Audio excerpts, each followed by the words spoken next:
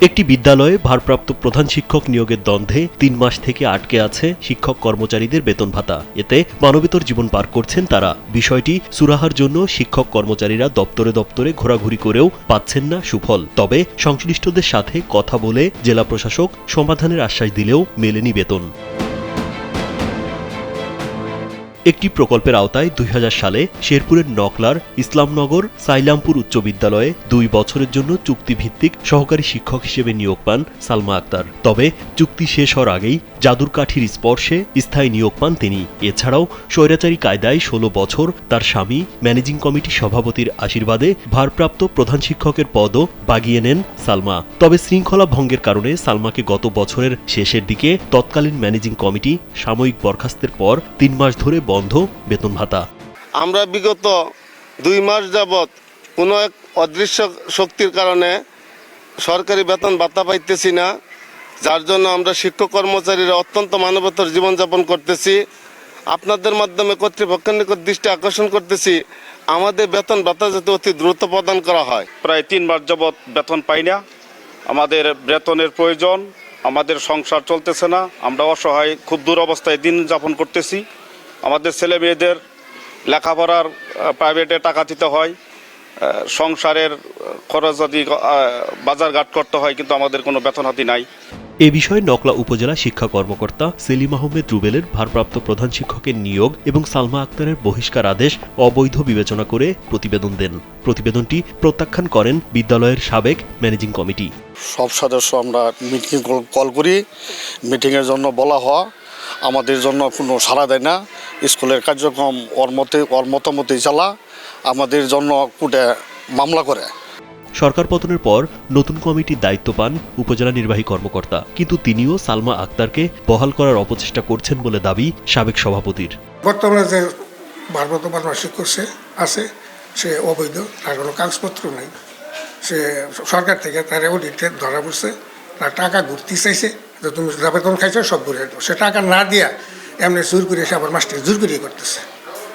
তার ফলে আমরা এটা সরকার এটা পুরা তদন্ত করুক, তদন্ত দেখে কইরা তাকে পূর্ণ বরখাস্ত করে। এ বিষয়ে প্রথমে উপজেলা এবং পরে জেলা শিক্ষা কর্মকর্তা সালমার পক্ষে প্রতিবেদন দিলে তা প্রত্যাখ্যান করে বিচার বিভাগীয় তদন্তের আবেদন করা হয়। তো সকল অবৈধর ভিত্তির চিন্তা করে এবং তার নানা ধরনের অনিয়মের কারণে তারা সাময়িক বরখাস্ত করা হয়েছে, কিন্তু তার সাময়িক বরখাস্তের বিষয়গুলো উপজেলা শিক্ষা অফিসার, জেলা শিক্ষা অফিসার স্যার কী কারণে কোন উদ্দেশ্যে সকল তথ্যগুলো রিপোর্টে প্রকাশ করে না, এটা আমার বোধগম্য নয়। এই বিষয়গুলো আপনারা একটু তদন্ত করে দেখবেন। হ্যাঁ সাসপেন্ড করছে কমিটি। হ্যাঁ যদি ওই জায়গার তেনে মনে করুন শিক্ষা বোর্ডের তেনে কাগজপাতি হ্যাঁ ঠিক থাকে, তাহলে হ্যাঁ দেখায়া যদি চাকরি হ্যাঁ বৈধ হয় করবো, সমস্যা কি? শিক্ষা অধিদপ্তরেও তদন্তের রিপোর্টে চাকরির কোনো বৈধতা নাই, নিরীক্ষা অধিদপ্তরেও চাকরির কোনো বৈধতা নাই। এখন যেহেতু তার চাকরির বৈধতা নাই, আমরা অবৈধ শিক্ষক এই স্কুলে রাখতে চাই না। সভাপতি নুরুল সাধু নকলা শিক্ষা অফিসার মিল করিয়া ঘুষ দিয়া আর শেরপুরের শিক্ষা অফিসারে মিল করিয়া 23 সাল পর্যন্ত এই নিয়োগ বাণিজ্য করিয়া 1,20,00,000 টাকা আত্মসাৎ করে। তাকে কিছু কভার গেলেই পুলিশ দ্বারাতে হয়রানি করে, বাড়ি ঘর ভাঙচুর করে। নিয়োগ প্রক্রিয়া সঠিক রয়েছে এবং সভাপতির কোনো প্রভাব দেখানো হয়নি বলে দাবি সালমা আক্তার ও তার স্বামী সাবেক সভাপতির। আমার চাকরি হয়েছে সম্পূর্ণ বিধি মোতাবেক, কোনো নিয়মের বহির্ভূত কাজ হয় নাই। আমার 2000 সাল থেকে চাকরি করি, 2001 সালে আমি বিএড প্রশিক্ষণ গ্রহণ করি।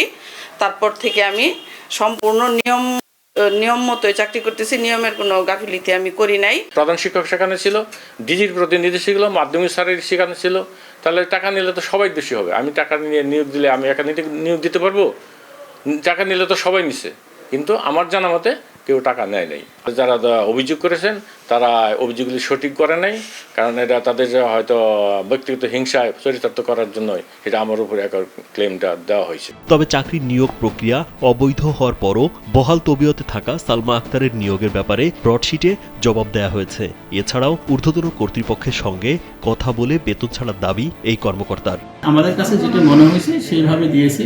এখন উনি ওটা নাও মানতে পারে, একজন তো যার বিপক্ষে যাবে সে তো উনি নাও মানতে পারে, আবার হয়তো উনি করতে পারেন। জানালে আমরা হয়তো এই মহোদয় বাড়ির স্যারের সঙ্গে কথা বলে এই বিষয়টা কীভাবে সলিউশন করা যায় এটা চেষ্টা করতাম। দ্রুত জটিলতা নিরসন করে বন্ধ বেতন ভাতা চালুর দাবি সংশ্লিষ্টদের। রাজীব বিশ্বাস, কালবেলা।